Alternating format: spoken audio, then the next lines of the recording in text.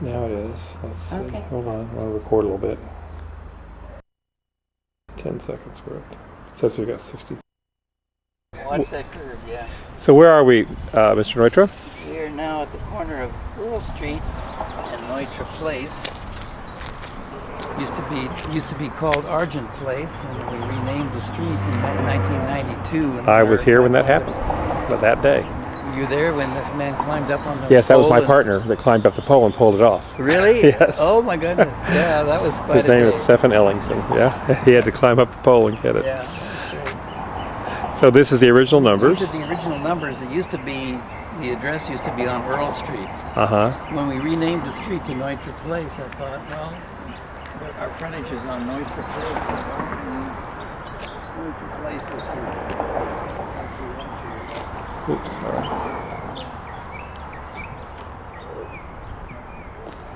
That's great. Okay. identification here. And since the long extension of the property is in Neutra Place, we said let's use that.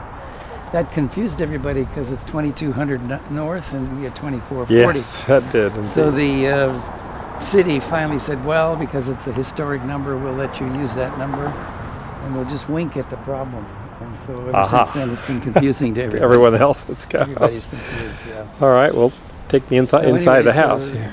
At some point, we decided to have these numbers reproduced, and Design Within Reach is reproducing these numbers. So we have a stainless steel version up there, up ahead, and then at the very top we get the aluminum version.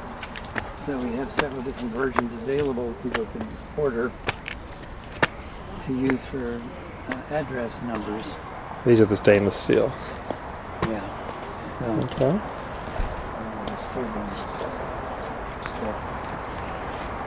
And then you say up at the top we have a different set. Yeah, I get a different set at the top there. Actually, yeah, if you'll shut that door. Let's see, it looks like up there. Great. And you might get a shot of the inside here. There's a shot that you might try to get. I don't know if you can get that with the reflections. This is what this looked like. It's very dark, but this is the stair we just came up. Oh, okay. And now, of course, it's completely covered with landscaping, so you don't see it anymore. Wow, But that's a great shot, though. Yeah, we did this in commemoration of our 75th anniversary of the founding of the firm poster. Very cool. And what year was that? that was in 2001. So we're now in our 84th year of practice. Wow. And what happened was that back in 1949, a young man came from Chicago and said, I'd like to build a Neutra house. Could you help me? And I need to locate a site and I'd love you to design something. So my dad had access to this site here, and so that's how I got started on this property. So now we're inside the house. We're inside the house, and we're looking around. Maybe we'll start down at this end. Okay. Show you the master bedroom area. And a lot of built-ins here, as that you find in all Built-ins. That's the Neutra houses. that's the sort of hallmark of Neutra houses. And not exactly ready for this, but That's all right. that'll be fine. Signature feature of Neutra design is this beam that extends out into the landscape. Uh-huh. And you have a mitered glass corner so that you feel like you don't see the edge of the building so much. You feel like you're part of nature. And now you can see why we let all this stuff grow up, because we have complete privacy from the street. Right. And there's no point in looking out and seeing the transformer cans and telephone poles and traffic. So All right. We enjoy looking into the greenery instead. That's great. And this is feature above the closet. There is a Neutra feature which lets you know when you have your Closet light on. closet light on. That's great. It also gives you ambient light if you're just watching TV or something. It's a really That's wonderful. pleasant solution. I love the built-in reading lights above the bed. Are really terrific too. Yeah. So Great. a little bit discombobulated here. So-called powder room area. Mhm. And I think it's pretty amazing design because it ends up, my dad came up with this idea of having the sinks and everything separated from the rest of the fixtures so that you don't Mhm. feel like you're in a bathroom so much as you do. Uh-huh. The toilet and the tub are More like the separate, powder room. separated. And that's in here. Hmm. Yeah, that's the. Okay. And another closet back in there. I took my current wife has needs for more closet space, so I cut a hole here and built a whole closet for her outside the building here. So you get an idea of how much There you clothes go. she has. All And right. then the toilet is in there. So, but I think it's kind of amazing this light, this Yeah. glass up above with this operating window and everything. It's kind of a That's terrific. unique feature. Really. So, and then, so the idea of the program for this house, we tried to decide what would it be, and we decided it would be a retired couple, and they would be living at this end of the house, and at the other end would be some rooms where they could have their kids come to visit on occasion. So we call it the reunion house. Hmm. And in subsequent years, right after in the middle of the 60s, in 63, when there was a fire, my parents had no place to live, so they ended up buying this house and lived here for 2 years during the Reconstruction. When my dad was here, he added some mirrors and some shelves over the fireplace there. So that was his contribution.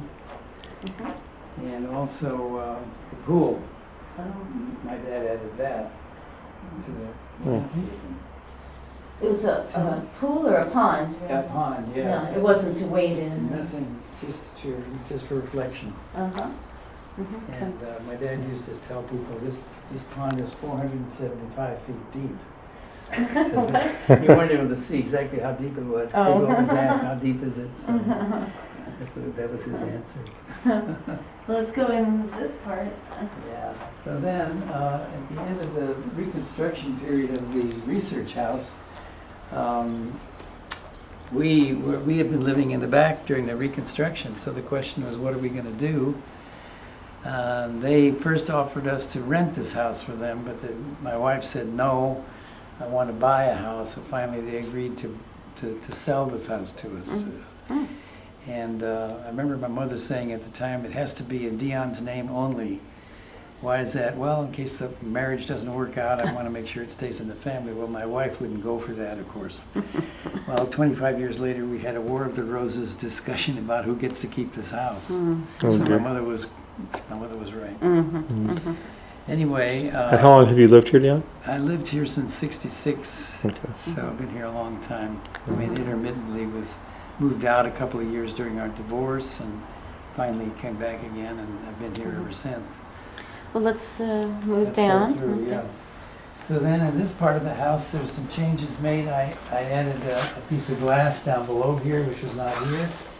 Built these counters in for breakfast area. I used to have my plans that I would work on this side. And then we had to remodel the kitchen in the back because of the need. My daughter was 11 years old and she needed closet space. So what we did was we closed off a door. This used to be a door. I made it into a bookcase. And then we remodeled the kitchen to bring the laundry equipment in from the back into this location. and went from a waist-high oven into a combined oven and cook range. So I gained some space in here. And then in the back is where we made the biggest changes because this was never designed for having people living here Right. full time. So this was my daughter's room. By closing off this closet, I was able to build a closet out to here for her, so she had a closet in this area. Mm-hmm. And her bed was over there, and then she had a little window looking out into the garden. That door was part of the original design. So over time, this has changed back and forth, and finally ended up, that's where I have my files and everything. The bathroom is pretty much the same as it was originally. And then this back room has changed considerably. Hold on, Dion. Wait for the camera. Yeah.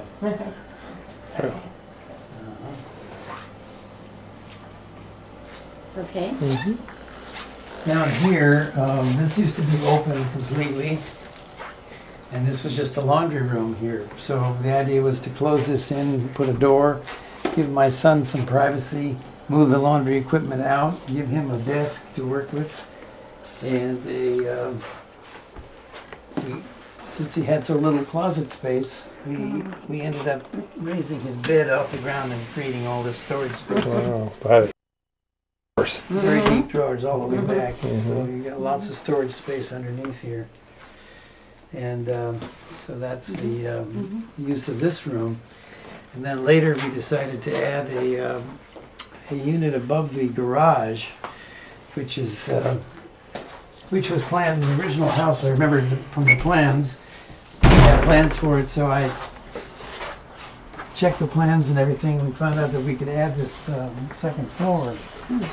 So we have a stairway leading up here, and then on top of the garage is a one-bedroom apartment. Oh, do you rent it out now? I rent it out now, yeah. Yes. So I just have a new tenant moved in recently. It's fully equipped. It's fully equipped. It has a kitchen. It's very compact, but it's very cute. And, it's very nice. Right. Back out the street. So that was. And where do those steps over there? They just go up to the. These go up to treetops, which is the duplex that I designed next door. Some years later, you can see down there. You can see the closet for my wife's stuff. Oh, yes. So it's kind of tucked in there, and then this is two very large rental units up here. So Oh. there's a. Well, I bet people clamor to live there. Yeah, and then, Great yeah, they do. location. And then this is actually a swimming pool up there that Oh. we share by the three apartments. Is that share right? They were able to put a pool in up there? Yeah, it was very, very problematic because I didn't want to lose all the trees that were along here. So you can see I cantilevered the deck of the pool. Oh. Mm-hmm. We can take a quick look up here. Show you what it looks like.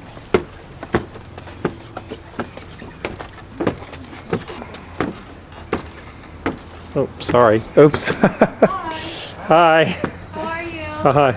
Don't let us disturb you. Okay. Just doing some reading. Yeah. You're on camera now. Uh-huh. Oh, that's great. Yeah, Yeah. this is. So this is one unit up here and the other one? Right. There's two units there. Yeah. That's great. Oh, it's like living in a treehouse, kind of. Yeah, actually, we call this treetops, and we call that treehouse. Interesting. And Project. you designed that, or he did? I designed that. Yeah, that's for him. For whom? I'm sorry. For my his son, son? Nick. Oh. He's The one in Honduras, the Yeah. house in Honduras? Honduras. Yeah, he's building this part first, and this is to be added later. Great. Quite an ambitious project for him. Yeah, And I it was is. wondering what this And is. that's another project that I'm working on in San Clemente, Oh, which is a very difficult site, and I think it's kind of, I'm proud of the solution we came up with. There is very difficult, this property here collapsed, was falling down the hill, so it was condemned by the city and tore down, and then they marketed the property without explaining this to the owners, and to find out that to build on that would be very difficult. So we decided to dig out 10 feet of dirt and sink the building down into the site, first of all, you have a lot of limitations on glass. You can't use as much glass as I would like. Yeah, I see. So by sinking the building down into the ground, we were able to focus all the glass on the view side and take advantage of the view. So you can see it's a two-story house on the back side with facing the view. I see. On the front side, it's a one-story house. And Are then- there and then- regulations about glass because of earthquakes? No, it's mostly energy. They think Oh. it wastes energy to have glass. I see. I have to disagree with that, but that's... You have to work within You it. have to work within the codes that are allowed, so... I don't think we can really see much of that drawing.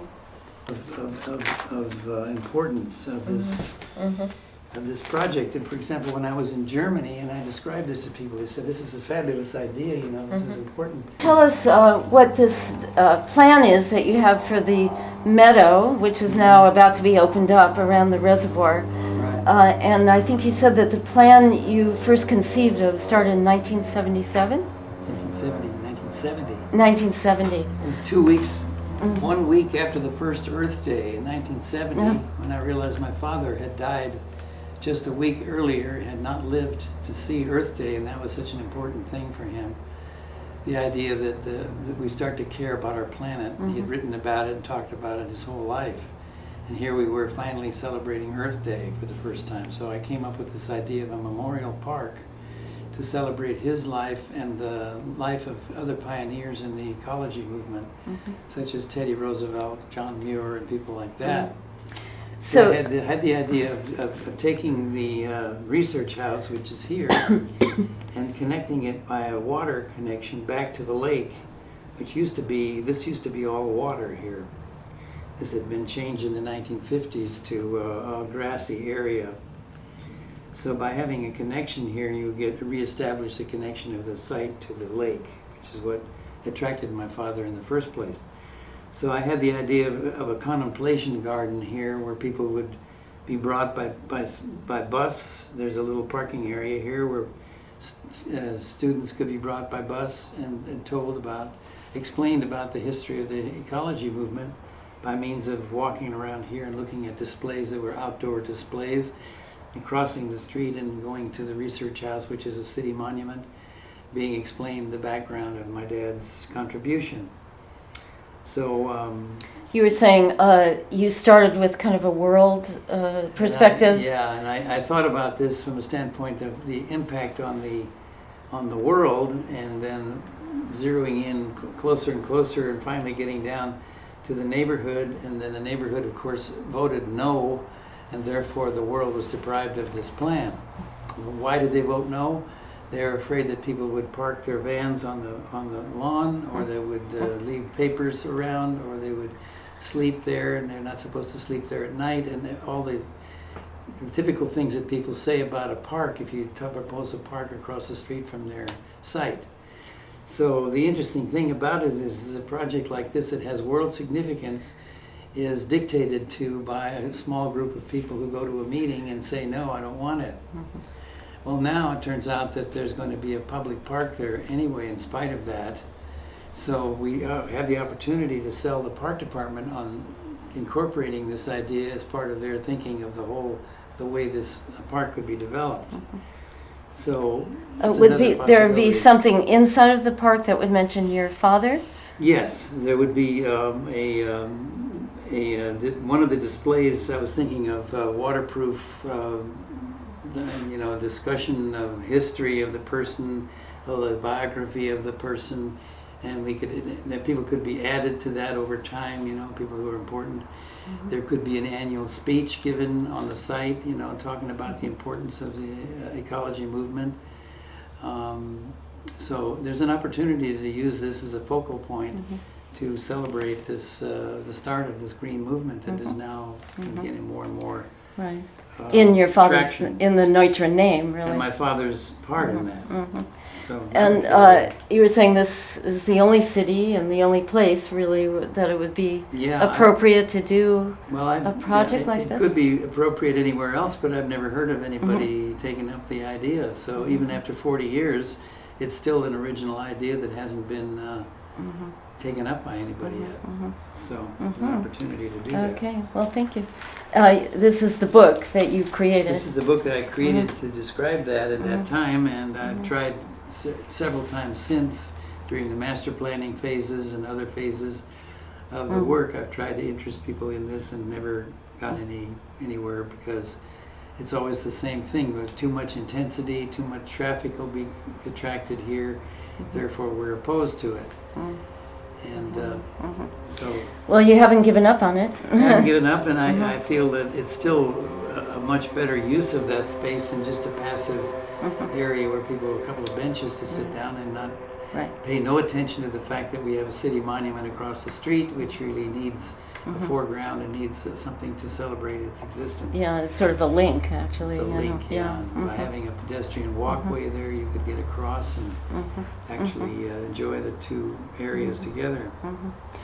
So this is one example of many such projects that I've thought about over the years. Having been here now 75 years in Silver Lake, I've identified about 24 or more projects over the time that I or my father, when he was still alive, we took positions on things, and inevitably never got the project carried out, because my theory is that we're so close to it that people don't really respect our skills and our background in planning, and everybody is on equal ground. When you go to a community meeting, everybody is talking, as if they were qualified. And so it's frustrating. It's frustrating. And it's just this project here, this crosswalk project, is a similar case in point.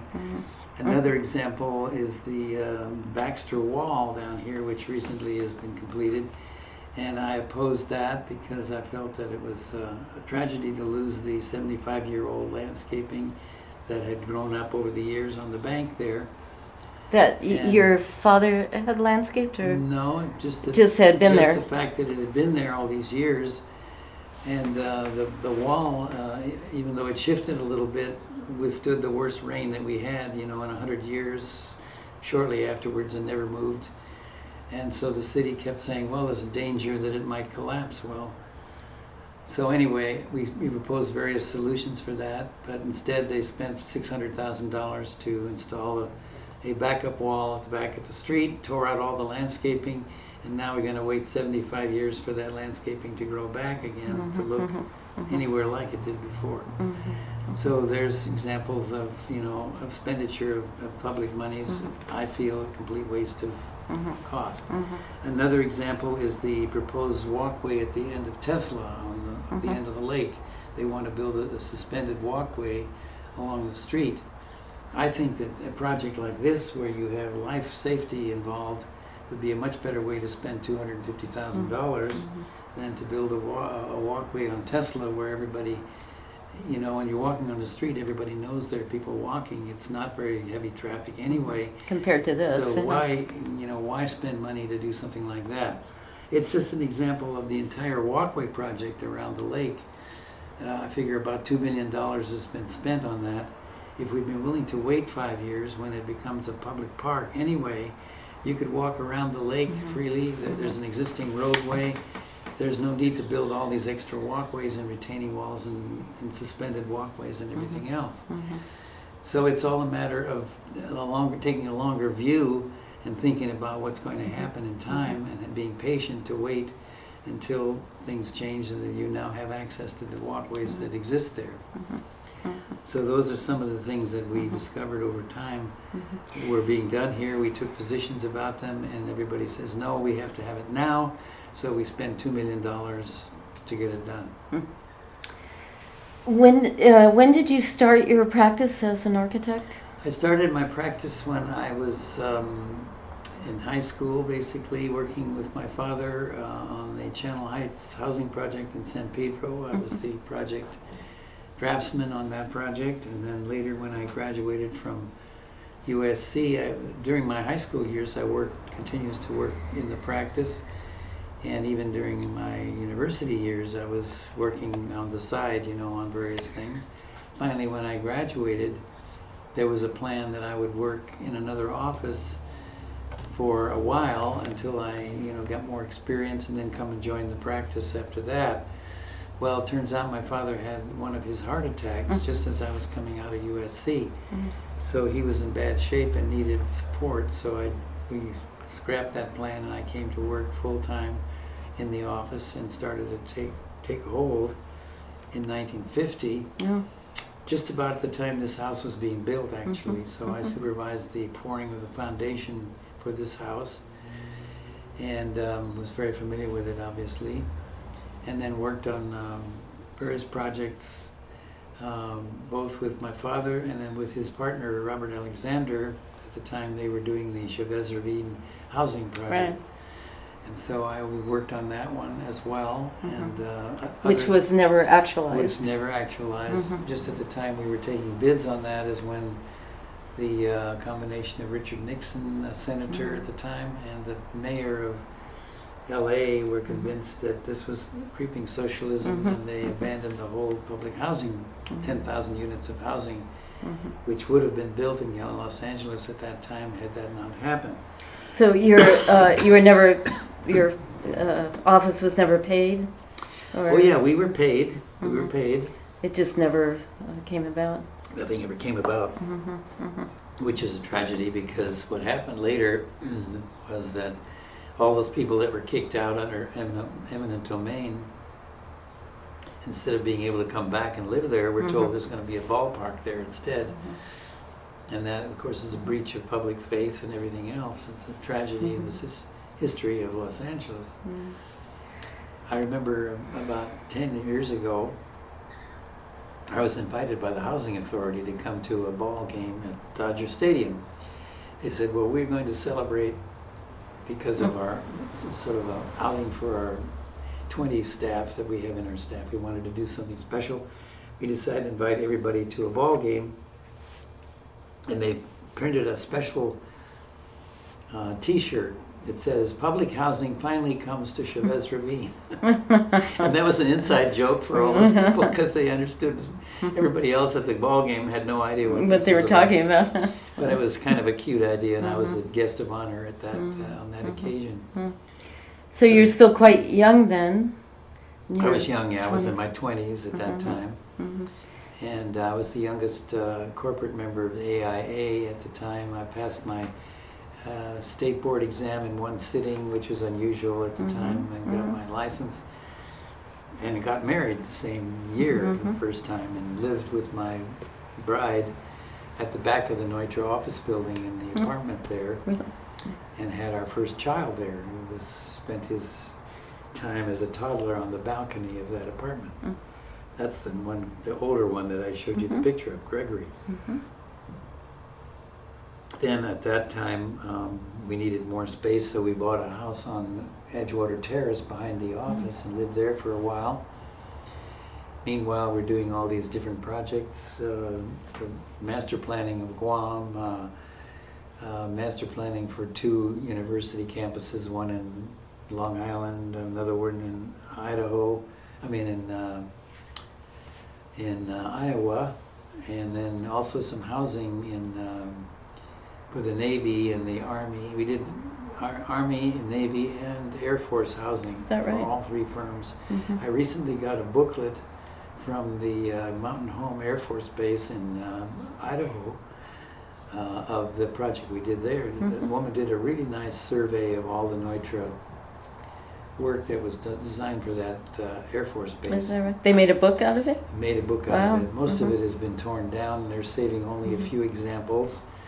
For whatever reason, they decided they had to update or upgrade those houses. So most of them have been torn down, unfortunately, but some of them still exist, and renderings are very attractive of it.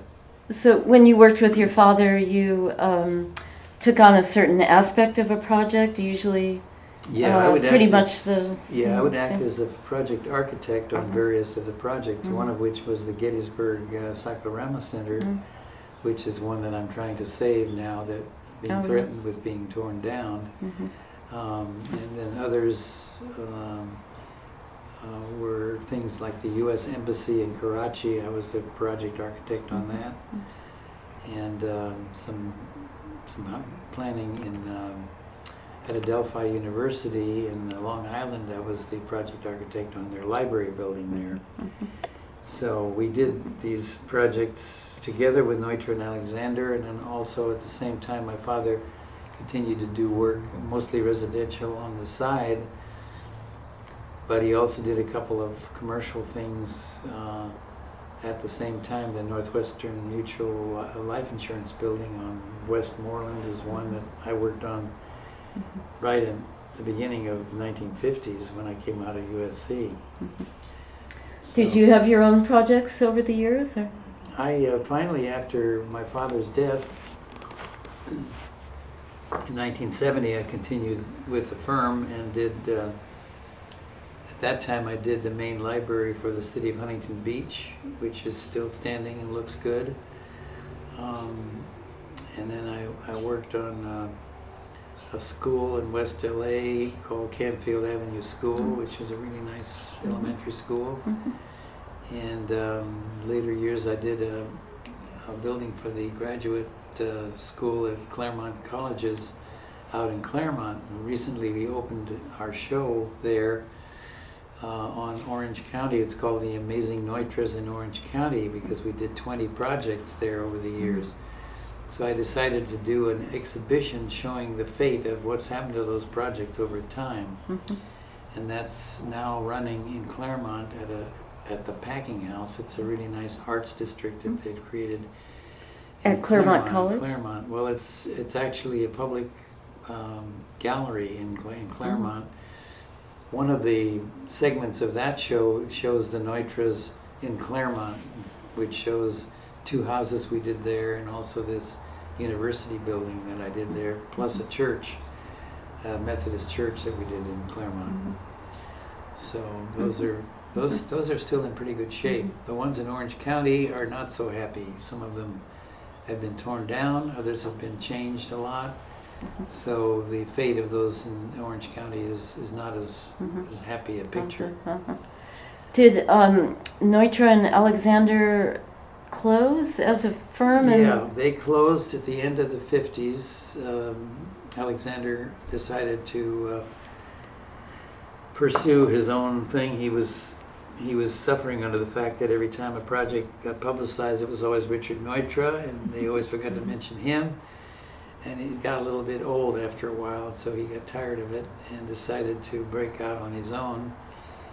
And as a matter of fact, I went with him at that time to work. He had a couple of large projects. He asked me to go with him on those, and I worked on the major library for the University of Nevada in Reno when I first went with him. And then worked for a time for Richard Dorman, architect in Beverly Hills, sort of getting the experience in the other offices that I never got a chance to do earlier on.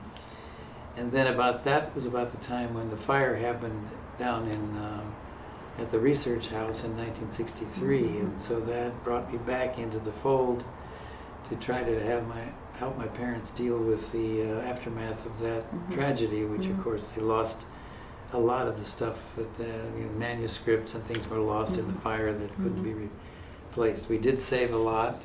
We did save a lot of drawings, which were in the basement. We threw them all out in the driveway and saved them from the water, and later were able to recapture them, and they became the main part of the archive at UCLA, which is now there.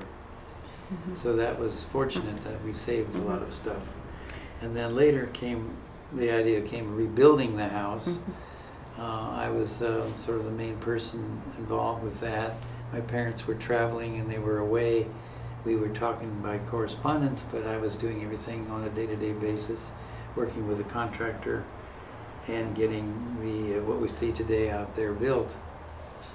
My mother lived there in the house until her death in 1990. My father actually enjoyed it for about 4 years until his death in 1970. Then it was given to Cal Poly Pomona, and they are since then been holding forth and trying to figure out how to keep it going. They are having difficulty getting major donors to really come up with the big money that is needed to take care of it. Didn't you tell me it was listed as one of the 100 most endangered, was it architectural landmarks? Yeah, the World Monument Fund every year has come up with a list of 100 most endangered world monuments, and so that was on the list for a time. But really, Cal Poly Pomona has the responsibility for it, not you, really, Correct. right? But you're trying to... I'm still trying to help assist them and give them ideas. My latest idea, when I was in Germany, I ran across a person who claimed to have contacts in the Netherlands.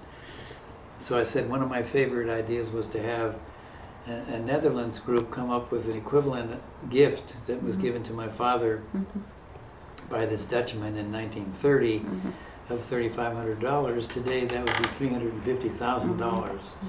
So let's aim for trying to get that kind of money coming from the Netherlands, and you guys could get a lot of publicity for having reprised this gift of 80 years ago. So this guy is running with his idea now to see if he could do that. I'm trying to get Cal Poly on board with this program to see if we can get that, at least that much money together, which would be a big shot in the arm towards restoring the building the way it needs to be fixed up right now. So that's one of the projects that I'm working on. So overall,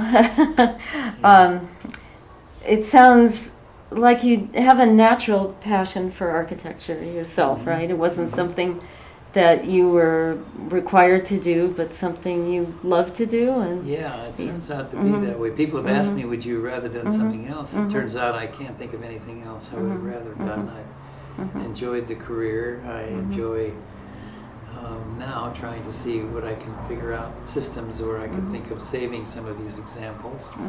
And whenever possible, I work on restoration of our works. And are your sons interested in architecture? None of them are, unfortunately, are interested, so there's nobody to take over. We have an institute that I hope will maybe continue doing certain things. We have a semi-annual meeting, and the latest one of which is coming up next month, where we get people together to brainstorm about how we could keep this going in some form after me. We badly need funding. It would be nice if we had the money to hire somebody and that person could focus full time on these things. There are a lot of issues that could be followed. There's, for example, many Neutra products that could be like furniture, t-shirts, books, things like that could be marketed to bring income to in. generate the money. If we had time to spend on it, which I don't have the time for it. So that's kind of the plan for the future.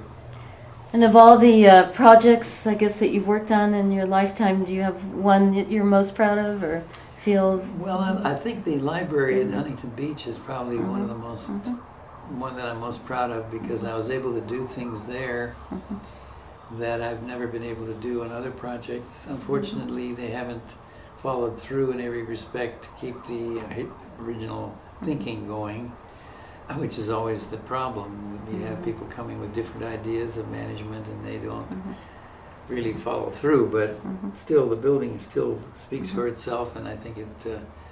Is there only one, can you identify that library for us? What street it's on? It's on Talbert and Golden West, down in Huntington Beach, and it's on the edge of a lake called Lake Talbert. And that lake is seasonal, however. It comes and goes depending on whether there's a drought. So when I noticed that, I said, well, let's create water within and all around the project to pick up the lake in the distance. So I came up with this idea of water surrounding the building, and then also inside the building we have waterworks. The idea being that if you have enough ambient noise from the water fountains and things, you could talk in a normal tone instead of having to whisper in a library, which is, I found, always a very weird thing. You know, it's certainly very unnatural for children, for example, to be told you have to whisper. So by having enough waterworks happening inside the building, I built up the ambient noise level to where you could talk in a normal tone, which is very unusual for a library. Another thing that I discovered was that books like to have a certain degree of relative humidity, just like human beings, about 50%, they don't like to be dry. Neither do human beings. Their moisture, their nasal passages dry out. So that, with a combination of the water elements in the interior and a lot of interior landscaping, which I introduced, you have a natural moisture level there that books thrive in, and also people. So it's a way of recognizing the realities of human nature and human physiology, and reflecting it in the design of the building, which I think is a unique contribution. Yeah. Good. And of all of your father's projects, is there one that you particularly feel kind of akin to, or really respect maybe the most, or love the most? Yeah, I think the Health House of the late 20s is the one that really set the tone for the practice from then on out. And the owner of that was smart enough to ask Neutra, what can you design that would enhance the health of the user? This was a really wonderful program. And so that got him started to think about that, and ever since we've always used that as our starting point. What can we do to enhance the health of the user? And a lot of that has to do with a lot of glass and a lot of contact with nature, and recognizing that we came from Central Africa originally, and we're built, our systems are designed for that, and we're not going to change that very quickly. And putting people in small boxes with little small holes looking out at the view is not what the doctor ordered. Right. And so people go to the doctor all the time because they're complaining of various ills, and my theory is it's because we cut them off from nature, and we cut them off from their natural heritage, and expect them to somehow survive in that, and that's not what happens. We don't do well under that circumstance. Well, So as a unless chiropractor, you probably can. I really am listening with my ears wide open. I think that's a great note to end on, your philosophy, I think. But if there's anything else you'd like to share with us or tell us, we have appreciated this very much. Yeah, I like to think that as one of the oldest living, surviving members of the Silver Lake community, that at some point in time I might get some respect, like Rodney Dangerfield used to say, for some of the ideas that I've had. Absolutely. And so we were thinking of doing a documentary documenting all these ideas over time. And, Who's we? Listing The Institute? Well, the Institute, and then some volunteers that I'm hoping will come forth that I keep getting people saying, oh, we want to do a documentary. Okay, let's do it, and then nothing comes of it. So maybe someday something will come of it. We can retrace some of those ideas and look back on it and realize, hey, he had some good ideas at that time. Oh, definitely. Well, I completely support that. Okay. Thank you so much, Dion, really. You're welcome. It was fascinating for me, and I think all of running for election for an office, to have your peers vote for you, and you are the one that is elected. It's, it's just great. And there's not too many other experiences out there like that.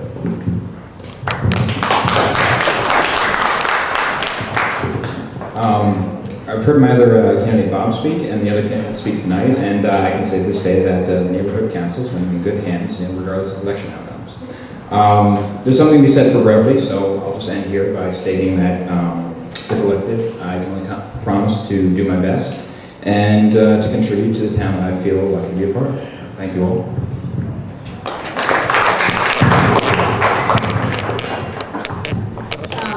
I just want to say I moved to Silver Lake, like probably many of you, and stayed here for 20 years because one reason is the physical beauty of it. It's a very unique community. We have creative people. We have a beautiful physical surrounding.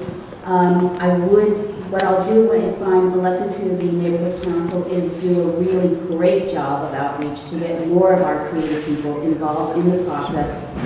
Because I know there's great ideas out there, and this community could be even better than it is. And I'd be honored to have your vote.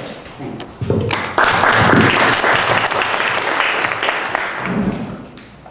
I think that one of the reasons, two of the major themes here have been, what are you going to do about X issue, and how are you going to get more people to come? I want to address the latter, and the second inside of that. How you get people to come and stay is you make it worthwhile to stay. You actually make the process worthwhile. If I look at the issue, the big issue right now in District 7, which is, do you open the meadow or do you keep it closed? There are two coalitions. I've noticed that there's no coalition called the Coalition to Resolve the Meadow Issue.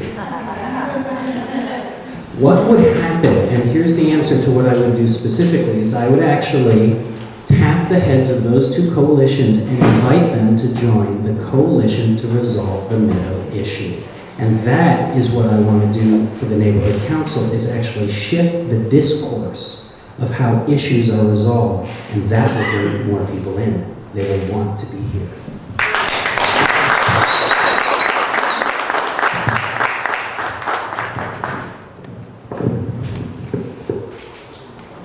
We talk about all these ways to try to get people to be involved in doing things, but most of us really don't know one another. We don't know our next door neighbors or the people across the street. And I'm from New Orleans, and having lived through Katrina and with my family and my friends, the first responders were not the police. The first responders were your next door neighbor, or the person across the street, or the guy at the grocery store who had a boat.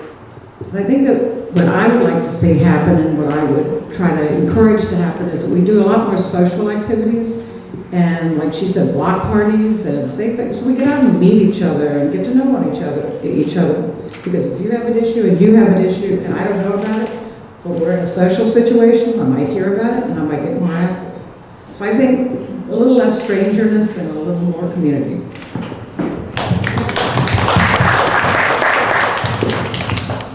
When I worked in Bill Wax's office, maybe some of you remember how the city was trying to sign a deal without council members being even allowed to look at what they were signing, to do a tax giveaway for a funded Staples Center, an enormous tax giveaway. We knew local businesses and certainly people throughout the whole city who were outraged by this. It was us against the world, essentially. If you want to talk about the LA Times and the powers that be and all council members. But we ultimately, working with a coalition of people before neighborhood councils, we were able to generate tremendous concern and contemplation and scrutiny so that a useful deal was arrived at that didn't cheat taxpayers. So that money that we're talking about, where is it, was there for more legitimate purposes, and we still got Staples Center. Neighborhood councils can move into that type of situation to really force a better, more sensible, more responsive city in general. And that's what I'm looking to help to accomplish. Thank you.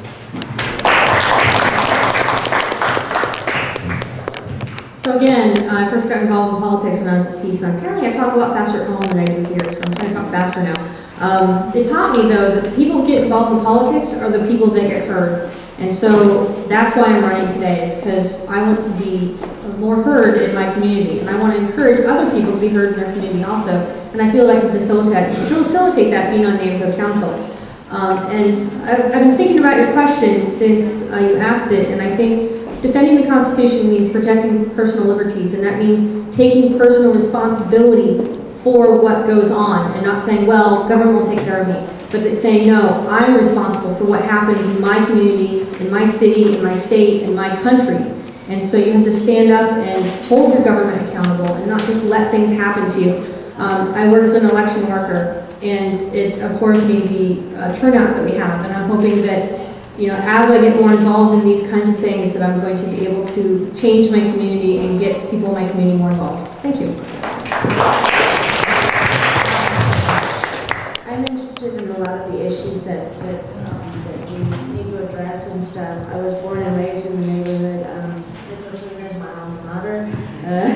I'm also bilingual, and I think outreach and community involvement is good, and also I want to be careful with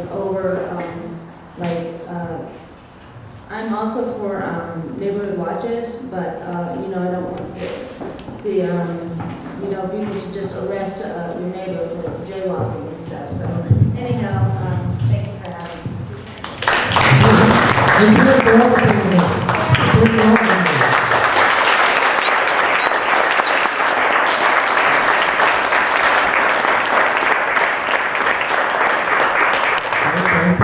For running and for appearing and undergoing this third degree here from the panelists and the audience. Now, I just just want to add one more thing. A lot of you have been asking panelists and so on about involvement in the community and in the neighborhood council process. You all can be involved as well. In fact, you are really the primary impetus behind what gets done through the neighborhood council, which is through the committee process. The committees are open to everyone. In fact, they're generally staffed by majority non-neighborhood council members. So the committees include public safety, there was a question about public safety, and transportation, that dealt with the stoplight issue there at Trader Joe's, beautification, which deals with the cleanouts, parks and green space, that was involved with the Triangle Park and the Gateway to Silver Lake project, the arts and culture, that did the art cans and the banners and the summer concerts in the park. These are all mounted, organized, and pulled through by non-neighborhood council members. So you all can make the neighborhood council a better thing while you're in. I just wanted to add that. Okay, other than that, the next thing you can do is vote and get all your friends and neighbors to vote as well. On September 29th, remember at 2 locations here at Bellevue Park and in the school. So let's see you out there. Let's get 1,000 people out there. Joanna, and I forgot the first part of the question already, I'm sorry. My definite focus would be on outreach and community, getting more people involved in the community, various aspects of the community, not just neighborhood council, but in other places. So my focus would be on anything that develops community, such as concerts in the park, other cleanup days, anything that gets people out and meets their neighbors. I'm not currently terribly involved in neighborhood council. I just kind of found out about it recently. I have been to an outreach committee meeting, and that's definitely where I would want to have my focus, is in that committee. But there's other committees too, like the budget, finance, things like that I'd be interested in. Thank you. If elected, where will you focus your efforts, and how will that benefit the community? I'd focus my efforts on getting people to know one another better. I would really seriously like to see a lot more, like some sort of a swap meets at the bank, or something going on at the rec center that involves all different kinds of people at different times, so that we get to know each other better. And are you currently involved with the SLNC? I was on the beautification committee, and I was working on a couple of other things. I volunteered to do some things, especially regarding the landscaping, and no one ever took me up on it, so I sort of dropped out. All right, thank you. If elected, how will you engage? Where will your focus be in the I'm going to focus my energy on volunteering my time in perhaps the senior center, and also with the ongoing events that they've had in the past, like the on Vendome, we do some planting and things like that. Are you currently involved with the SLNC? Yes, I am. Yes, I am, because I'm part of the community, and I do help out in a lot of ways. Thank you. Yeah. Where will you focus your energy, and how will that help benefit the community? Okay, here's where I'll focus my energy. I'll focus my energy at finding any issue within the community that's being dealt in particular as a sort of a black and white yes and no issue that I talked about in the closing statement. I'll look for those issues that are intractable, and actually work to shift not just the discourse of the issue itself, but the discourse of how issues like that are dealt with. And the reason why I see that that's so important is because it actually it changes the context of being involved in neighborhood politics and neighborhood organizations. And I think that if we can create a model for how that works, you start at the smallest level. I've already done it twice. I've done it in my homeowners association, and I've done it with neighborhood traffic. I know it can work, and I believe that it can expand outward from there. That's a long answer, sorry. Yes, it is. And are you currently involved with the SLNC? Yes, I am the chairperson of the beautification committee. All right, thank you. Well, I guess we're recording this for posterity, correct? once again, I want to bring all the elements of the community together into the dialogue so that all the voices in the community are heard. I'm looking at different ways to how to do that, but I want to believe that we're not going to overlook the weakest in the society, because wasn't it George Bernard Shaw said that a civilization is judged by how it treats its weakest members? Well, that's kind of where I'm at. Okay, and are you currently involved with with the SLMC? I work with the Youth and Families Committee. I helped to bring Andrea in. You'll meet Andrea over here. That was one of our goals of the Youth and Family Committee, was to bring a youth voice to the council, and hopefully we're going to see her as a youth voice. But here, don't let me bogart the over here. Rusty has Mr. Millar, same question.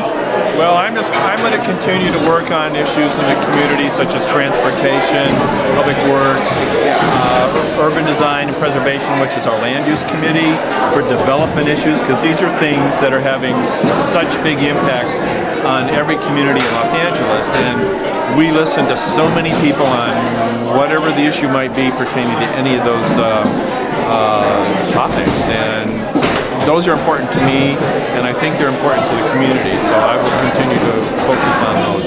And then are you currently involved with the SLMC? Yes, I'm presently Region 4 representative running for re-election, and I serve on co-chair of the Transportation Public Works Committee, and I'm involved with the Urban Design and Preservation Committee, Government Affairs, and so, you know. Very busy man. Busy person. Thank you. So anyway, I guess what I'm saying. Okay. What's the first question? If elected, where do you intend to focus your efforts? And how will that benefit the community? Okay, well, I intend to my efforts working with the youth, people my age or people older, younger, doesn't matter. I want to bring more people into the SLNC and work with people around me. I don't know, I'm just very social and I just want to get to know people and bring people around. And are you currently involved with the SLNC? I guess I'm involved with youth and family. That's the reason I got here. So yeah, I guess so. All right, thank you. Thing that I will focus on, but it will be across the board with all issues, is making certain that people in the community, businesses, homeowners, residents, renters, students, everybody who's involved in the community actually knows about the issues, knows that they're involved, knows that they have a chance to provide input, to ask questions in a timely way. Too often people in the city, and certainly including in Silver Lake, feel like they're in a twilight zone. They get information about something when it's too late to actually provide input. So I think we can change that. I know we can change that, and that's going to be my focus. And are you currently involved with the SLNC? I've been involved with this with the SLNC, excuse me, it's been a long night, in terms of showing up to meetings and expressing my views. I was involved in a very fundamental way in City Hall in the office of Councilmember Joel Wax, who is the champion of neighborhood councils, and I was very involved in our effort to promote the creation of councils, even though a lot of insiders and special interests were dead set against having neighborhood councils. So I come at it from the perspective where I see what I think is the great potential, oftentimes untapped, in neighborhood councils, including in Silver Lake, that we can actually make these things work phenomenally well, and they work reasonably well, but we need them to work phenomenally well, where everyone understands that they now have a stake and a say, a true voice in the city and in the affairs of Silver Lake. Focus my energy there, first of all, although the community at large. Right now there's some very definite issues in Region 7. One of them is the bars on Glendale Boulevard, especially the Cha-Cha Lounge, and when that closes at night, the customers go to the Edgewater Terrace, and there's been a lot of vandalism. These people have no place to park, and I would like to get a dialogue going between the business owners and the residents in that area so we can solve that problem. Okay, and are you currently involved with the SLNC? No, I've been going to the meetings. Okay, thank you. Thank you. If I'm elected, which I will be because I'm running unopposed, I there's a couple of things. I've been really listening to my neighbors, and they have some very specific concerns, like you know, a stoplight or a stop sign, four-way stop at Rampart and Kent. But the big issue really in my neighborhood, which came up multiple times today, is getting more people involved. So I'd like to do a neighborhood cleanup day, get people involved, just picking up trash, some of the moms in the neighborhood, and then also maybe doing something like a block party or something where it's more fun. We're getting people out to just meet each other and then talking about the issues, and then how the neighborhood council can help them, rather than just come to the neighborhood council, but what are the issues and then how can the neighborhood council help? Okay, and are you currently involved with the SLNC? No, actually. I have been wanting to. I was involved with the Venice Neighborhood Council. I just moved back to Silver Lake, and so now I'm really excited to get involved for the first time.